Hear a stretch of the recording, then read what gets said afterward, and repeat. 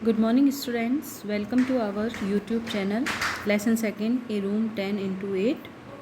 So students, हमारे last video में हमने हमारा ये लेसन किया था जिसमें हमने मिस्टर और मिसेस मलिक के सामने अपने नए घर में रहने को लेकर जो जो समस्याएं आई उन समस्याओं के बारे में हमने डिस्क्राइब किया था। तो आज हम आगे देखते हैं, आगे क्या होता देखिए। Suddenly it occurred to Mrs. Malik that maybe the figure painted by the architect was that of her daughter-in-law। यानी अचानक से मिसेस मलिक को ये ऑक्यूर्ड होता है, ऑक्यूर्ड यानी आभास होता है, एहसास होता है कि आर्किटेक्ट ने जो फिगर बनाई है यानी उस ड्राफ्ट प्लान में जो आकृति बनाई है वो आकृति शायद हो सकता है कि किसकी हो, उसकी डॉटर इन लो की। हाउ कुड दैट बी, लेकिन उसके मन में ये क्वेश्चन भी आता है कि ऐसा कैसे हो सकता है। She was now here on the scene, यानी वो कहीं पर भी सीन में नहीं थी। When the plan of the house was prepared, जब घर का जो प्लान था उसको प्रिपेयर्ड किया जा रहा था, तैयार किया जा रहा था।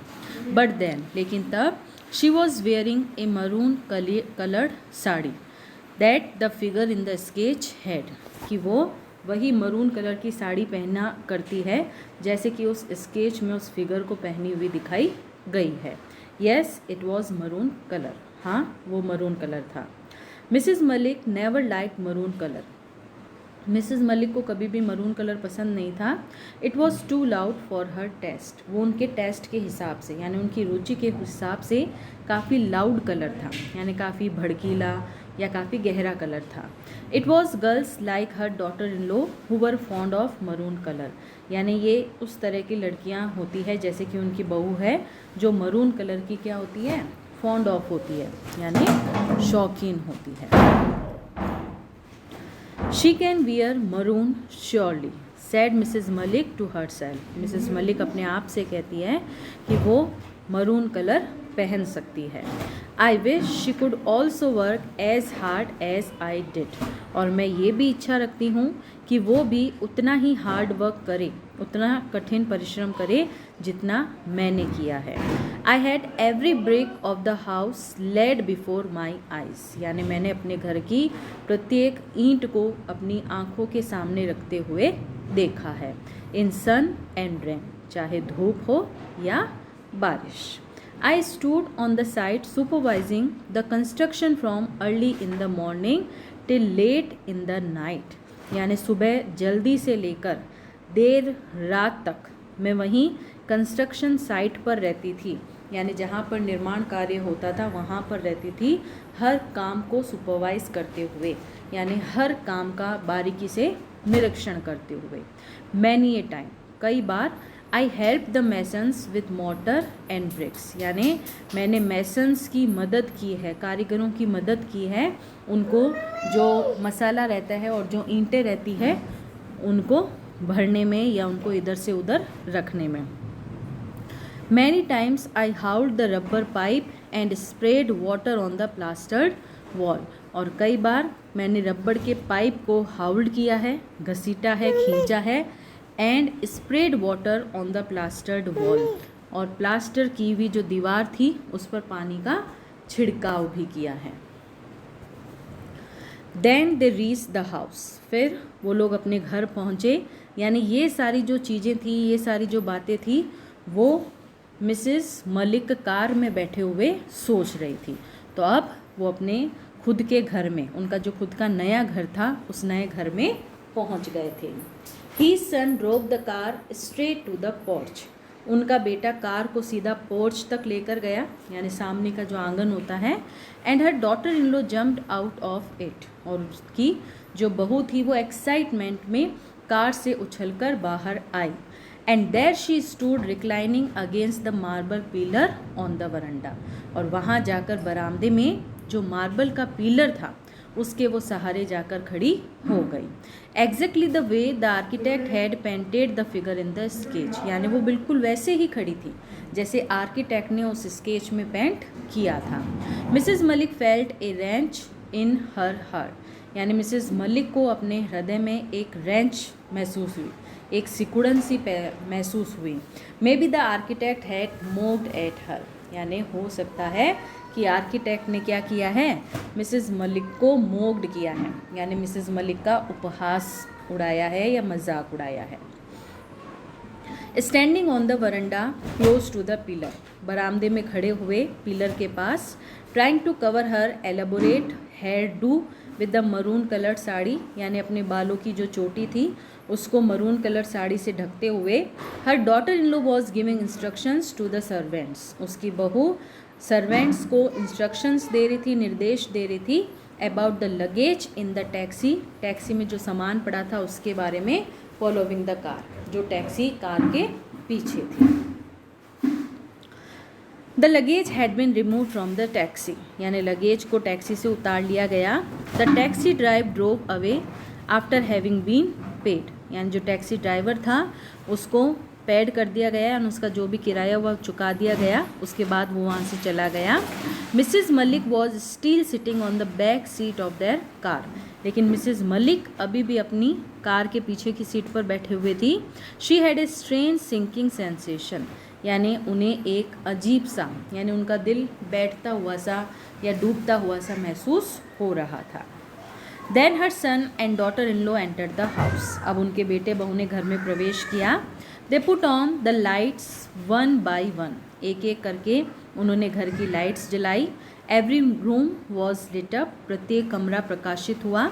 Mrs Malik looked on wide eyed, Mrs Malik खुली आंखों से, चौड़ी आंखों से देख रही थी। Still sitting in the back seat of her car, अभी भी कार की सीट पर बैठे हुए।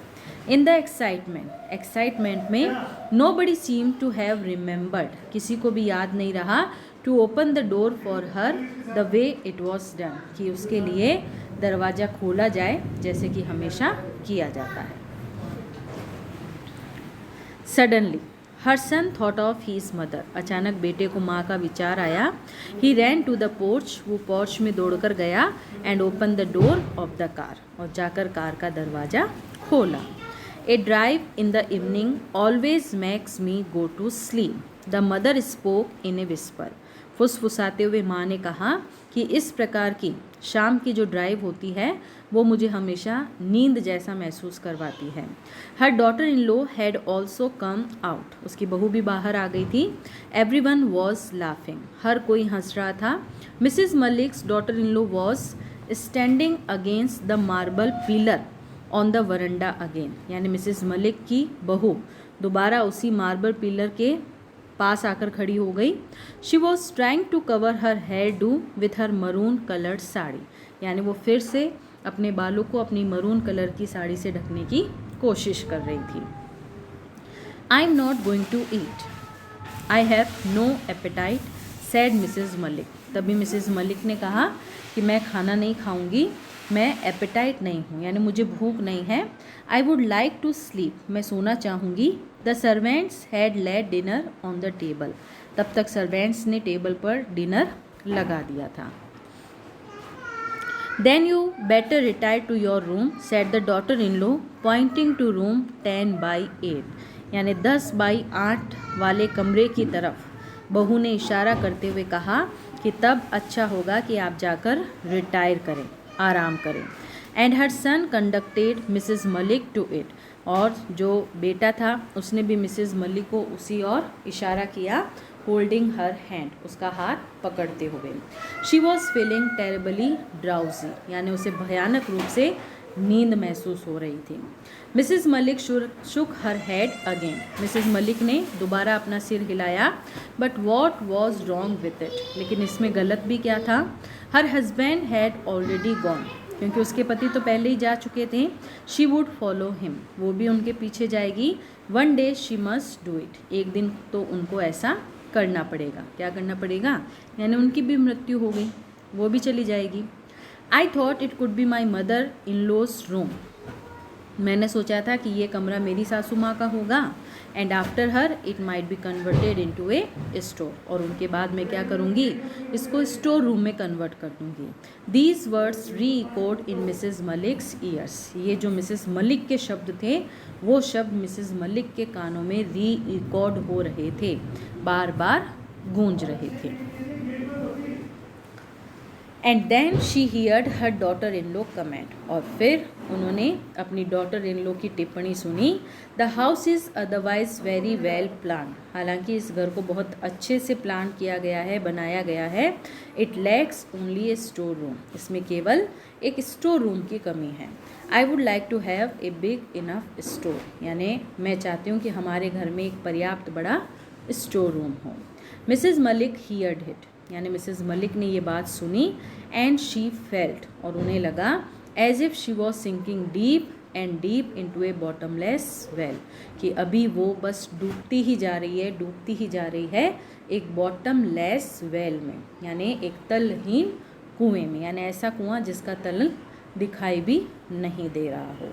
तो स्टूडेंट्स, ये थी हमारी कहानी ए रूम 10/8, जिसके लिए हमने कहा था कि टिट फॉर टैट, जैसे को तैसा, यानी मिसेस मलिक ने चाहा था अपनी मदर इन लॉ को उस कमरे में रखना, लेकिन अंत में क्या हुआ, मिसेस मलिक को ही उस कमरे में रहना पड़ा, और वो भी किसके द्वारा, अपनी बहू के द्वारा। तो जैसा उन्होंने अपनी सासू माँ के बारे में सोचा, वैसा ही उनके साथ भी हुआ है।